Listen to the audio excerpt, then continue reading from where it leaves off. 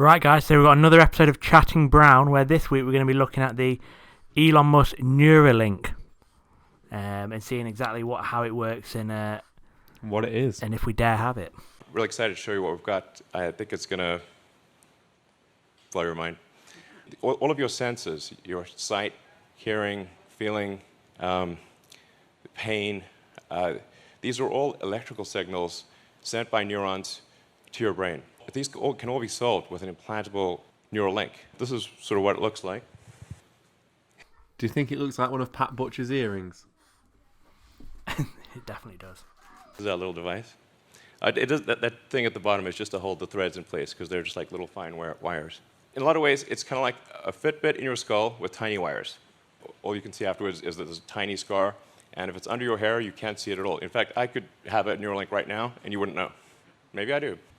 Do you think he does? Because he is incredibly smart, and, you know, the guy works an insane amount of hours a day. It wouldn't surprise me if he's got some sort of technological advantage over everybody else. There is a theory saying that Elon Musk is an alien. Do you think he's just got Neuralink? No, get the theory going. No, I don't. Get it trending on Twitter. So, and it's also got all the things that you would expect to see, the sensors you'd expect to see in a smartwatch or a phone.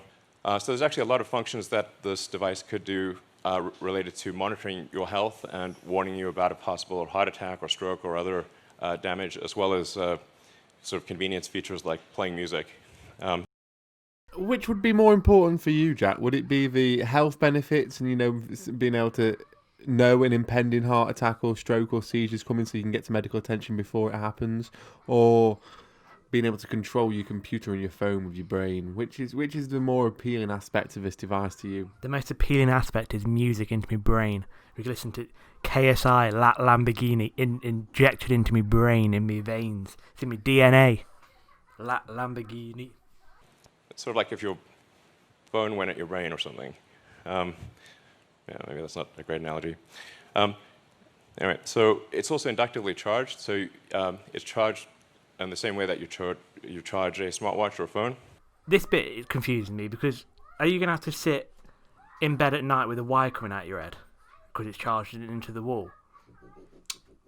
Potentially, I think you'll find some future version where there is maybe a wireless pillow that you like when you're lying at night. It charges up. And so you can use it all day, charge it at night, and have full functionality. So in terms of getting a link, essentially, you remove about a coin-sized piece of skull. Then the robot inserts the electrodes. Then the device replaces the portion of skull that was removed. And we basically close that up with actually super glue, which is how a lot of wounds are closed. Super glue in your skull? I can't imagine that's healthy. So this is our surgical robot. And we actually ultimately want this robot to do essentially the entire surgery. So in everything from incision, removing the skull, inserting the electrodes, placing the device, and then closing things up. So does it actually work? What I'm excited to show you, I call it like the Three Little Pigs demo. Well, I'll walk right over. What amazes me about this is he's gone to the amazing lengths of doing 3 pigs, one without, one with that's had it removed, and one that has had it. You know, the guy thinks of everything, and I think the main issue people are going to have with this is the safety, the legitimacy of a device, and I think doing more thorough, detailed experiments and demonstrations, public demonstrations like this, is just going to lead to the success of a device. Show you.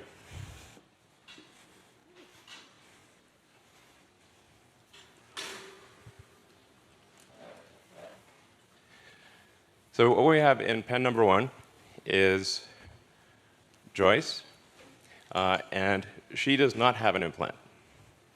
Obviously healthy and happy. So here's Dorothy, and in the case of Dorothy, Dorothy used to have an implant, and then we removed the implant. So this is a very important thing to demonstrate is reversibility. So if you have a Neuralink, and then you decide you don't want it, or you want to get an upgrade, and the Neuralink is removed, is it removed in such a way that you are still healthy and happy afterward? Man, Gertrude, Are you serious?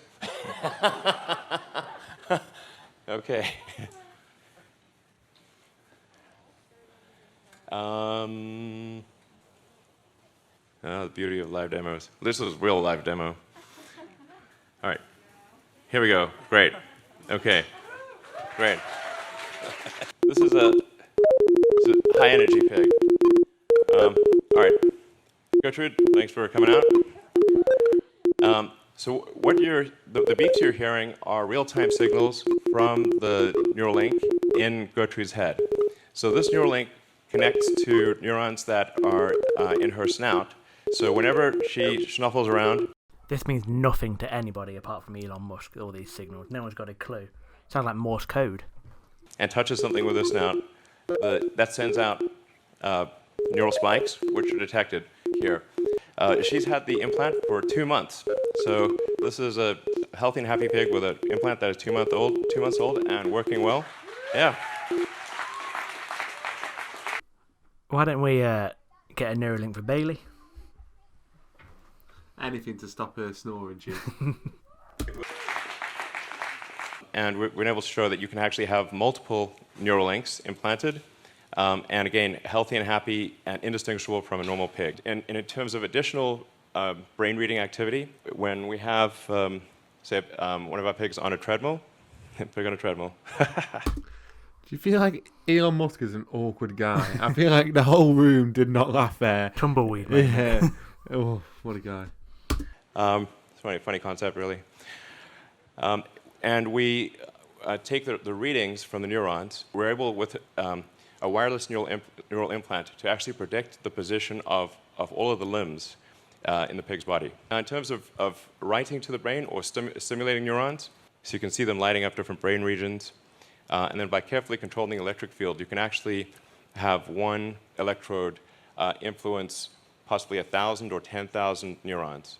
And we're making good progress towards clinical studies. I'm excited to announce that we received a breakthrough device designation from the FDA in July, thanks to the hard work of the Neuralink team. So we will make this as safe as possible.